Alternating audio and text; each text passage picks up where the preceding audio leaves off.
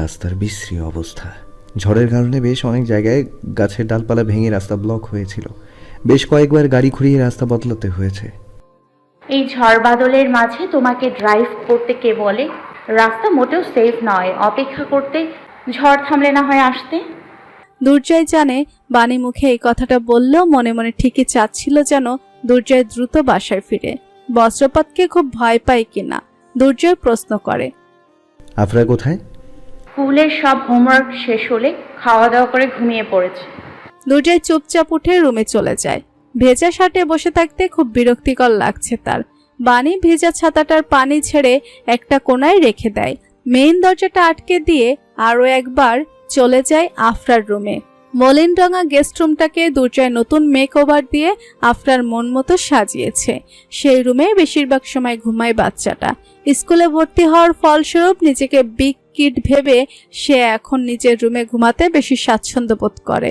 আফরা ঠিকঠাক ঘুমাচ্ছে কিনা তা চেক করে বাণী আবার নিজের রুমে ফিরে যায়। দুর্জয় তখন ওয়াশরুমে গোসল করতে ব্যস্ত। বাণী বইটা নিয়ে আরেক দফা বসে, কিন্তু মন আর বইয়ে টিকে না তার।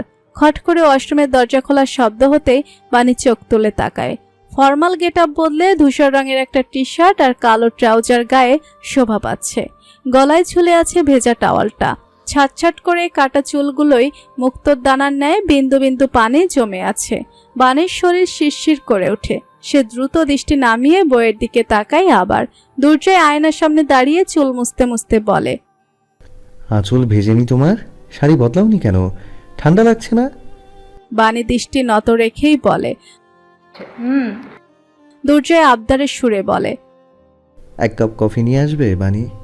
বাণী বই রেখে বলে ওঠে, 10 মিনিট ওয়েট করো, এক্ষুনি আসছি। বাণী বেরিয়ে যেতেই দুর্জয় বসে ফোন চালাতে ব্যস্ত হয়ে পড়ে। মনটা বেশ ফুরফুরে তার। বাণীকে চমৎকার একটা সংবাদ শোনানোর অপেক্ষায় আছে সে। 12 মিনিটের মাথায় বাণী কফির মগ হাতে রুমে প্রবেশ করে।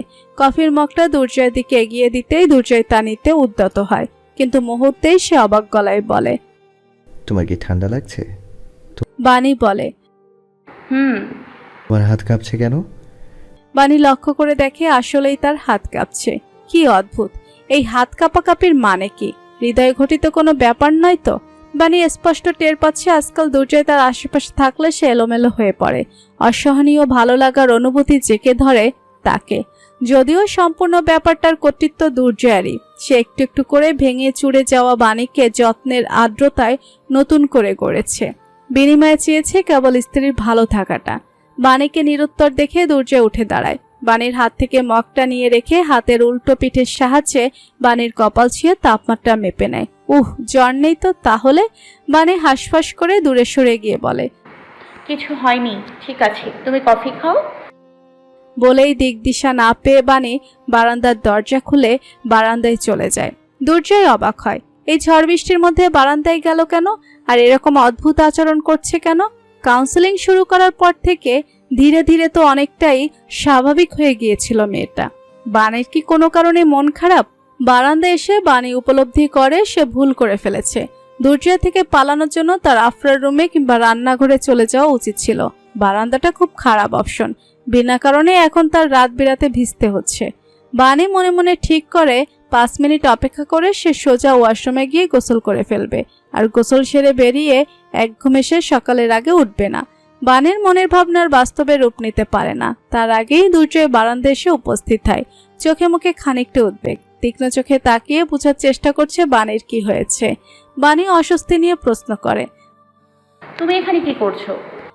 প্রশ্নটা আমার তোমাকে করা উচিত। কি করেছো তুমি? অদ্ভুত আচরণ করছো খুব। কিছু হয়েছে? মন খুব খারাপ? কিছু হয়নি, আমার মনও খারাপ না। তাহলে? বাণী কিছুক্ষণ হাঁসফাঁস করে বাহিরে তাকায়। দুর্জয় আরেকটু এগিয়ে এসে ডাকে, বাণী। ঝমঝমিয়ে নামা বৃষ্টিতে ভিজে কপকাত বাণী ধীরস্বরে বলে, সমস্যাটা হৃদয় ঘটিত। ইদানিং তুমি আশেপাশে থাকলে তা টের পাচ্ছি, নিস্তার পেতে পালাচ্ছি। দুর্জয়ের দৃষ্টিতে বিদ্যুৎ খেলে গেল। অবাক হয়ে তাকিয়ে থাকে সে। বিস্ময়তায় বাখারা বনে যায়। বাণী একবার চোখ তুলে দুর্জয়কে দেখে। সে জানে এই মুহূর্তে সে দুর্জয়কে পাশ কেটে চলে গেলেও দুর্জয় কখনো তাকে বাধা দিবে না। না কখনো নিজ থেকে নির্দিষ্ট দূরত্বটা ঘোচাতে এক কদম এগোবে। এতগুলো মাসে অন্তত একটু তো বাণী বুঝতে পেরেছে যে কিছু ব্যাপার দুর্জয় সম্পূর্ণ বাণীর উপর ছেড়ে দিয়েছে। তাদের মাঝে দূরত্বটাও সেই ব্যাপারগুলোর মধ্যে অন্যতম। নিজের জড়তা ভুলে বাণী নিজেই 2 কদম এগিয়ে আসে। আদ্র হাতটা বাড়িয়ে দুর্জয়ের এক হাত ধরে আলতো করে। বছর খানিক আগে বাণীকে দেখে দুর্জয়ের চারিপাশটা যেরকম থমকে যেত, একইভাবে আবার সে থমকে যায়। বাণীর দিকে তাকিয়ে গাঢ় গলায় বলে, এইমাত্র বললে পালাতে চাইছো। বাণীর বলতে ইচ্ছে করে। গত কদিন ধরে সে পালানোর চেষ্টা করেছে খুব, কিন্তু প্রতিবারই সে উপলব্ধি করেছে দুর্জয় বাদে অন্য কোনো ঠিকানা নেই তার পালানোর জন্য। আর এই ঠিকানাটার মতো নিরাপদ, যত্নে মোড়ানো ভরসাস্থল সে আর কোথাও পাবে না। উত্তরটা মনে চেপে গিয়ে বাণী আরেক হাত বাড়িয়ে দুর্জয়ের অপর হাতটা ছুঁল। অন্যরকম অনুভূতিতে দুর্জয়ের বুকটা ধুকভুক করে ওঠে। বাণীর 2 হাতের পিঠে সন্তর্পণে নিজের অধর ছোঁয়ায়। নিশ্চিত হতে ফিসফিসিয়ে প্রশ্ন করে, অস্বস্তি লাগছে তোমার? বাণী মৃদু মাথা নেড়ে নাবোধক উত্তর দেয়। স্ত্রীর তরফ থেকে পরোক্ষ স্বীকারোক্তি দুর্জয়ের অনুভূতিকে প্রবল করে তোলে।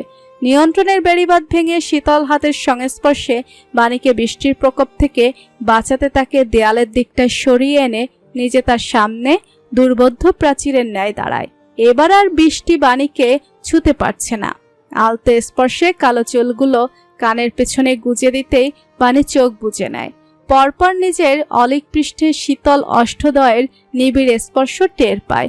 স্পর্শকারীর মোহমন্ত্রে বাণী শিউরে ওঠে। বিমুগ্ধ সব স্পর্শে মোহাচ্ছন্ন হয়। অনুভূতির উথাল স্রোতে বিভোর বাণীর কানের কাছে শ্যামপুরুষের নিষ্প্রভ স্বর আওড়ায়, কততম ধাপে আছো তুমি? ধাপ। বাণী মনে করার চেষ্টা করে। এই মুহূর্তে 7টা ধাপের কিছুটি তার মনে পড়ছে না। সে সিক্ত স্বরে বলে, জানি না। আমি 6 নম্বর ধাপে আছি।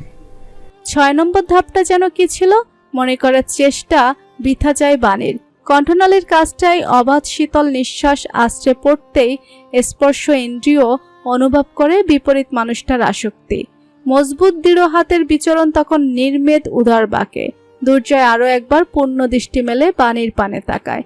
আবির রেখা মুখখানিতে আড়ষ্টতা কিংবা ভয়ের বিন্দুমাত্র ছাপ নেই। যা আছে তা কেবল লাজ, কুণ্ঠা। দুর্জয় বুঝতে পারে বাণীকে ঘিরে যে ভয়টা তার মনে ছিল তার অস্তিত্ব ম্লান হয়ে গিয়েছে। সে বাধাটুকু, অদৃশ্য পর্দাটুকু ব্লীন হয়েছে অতি গোপনে। তিরতির করে কেঁপে ওঠা সরু অধৈর্যগল পুরুষ্ঠ স্পর্শের কবলে সিক্ত হতেই সবশেষ দূরত্বটুকু ঘুচে যায়।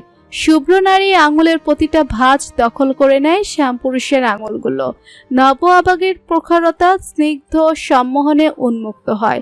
সময় পেরোয়। বৃষ্টির তীব্র পৈশাচিকতা থেকে রেহাই পেতে 2 কদম সরে আসে দুর্জয়।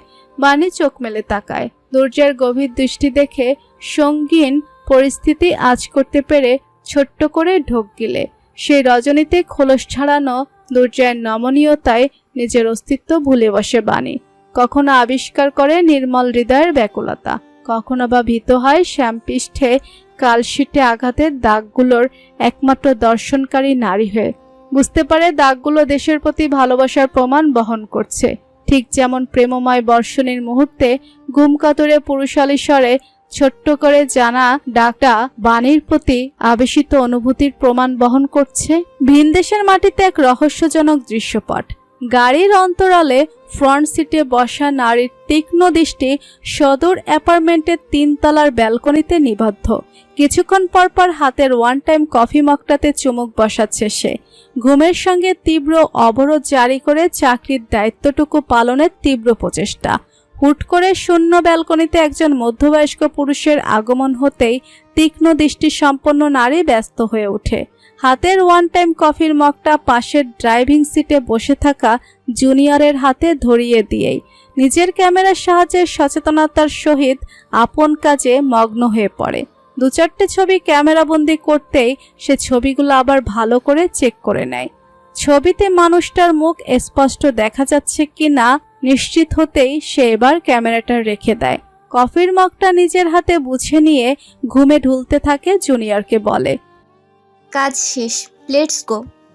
উক্ত জুনিয়র ছেলেটার মস্তিষ্ক দ্রুত সজাগ হয়ে যায়। সে সুকৌশলে গাড়িটা স্টার্ট দিয়ে অন্য রাস্তায় প্রবেশ করতেই অপরাধীর স্বরে বলে, সরি ম্যাম, সারা রাত ধরে লোকটার অপেক্ষায় জেগেছিলাম তো, কখন চোখ লেগে গিয়েছিল টের পাইনি। কফির মগের শেষ চুমুকটা দিয়েই সেই নারী জবাব দেয়, be serious about your job. It is your last chance. Next time আর সরি বলার সুযোগ পাবে না তুমি। ডোন্ট ওয়ারি ম্যাম, আমি আর কখনো আপনাকে অভিযোগের সুযোগ দিব না। কথাটা বলেই সে জুনিয়র ছেলেটা হাসি হাসি মুখ করে তাকায় পাশে বসা নারীর দিকে। ছেলেটার নাম ইমাম। শার্প ফেস স্ট্রাকচারের নারীটা তাদের ডিপার্টমেন্টে স্ট্রিক্ট আচরণের জন্য খুব আলোচিত। কিন্তু গত 2 মাস ধরে এই নারীর সঙ্গে এক কেসের পেছনে ছোটাছুটি করতে গিয়ে ইমাম উপলব্ধি করেছে ম্যাম সারাটাক্ষণ কিছু একটা নিয়ে বিষণ্ণ থাকে।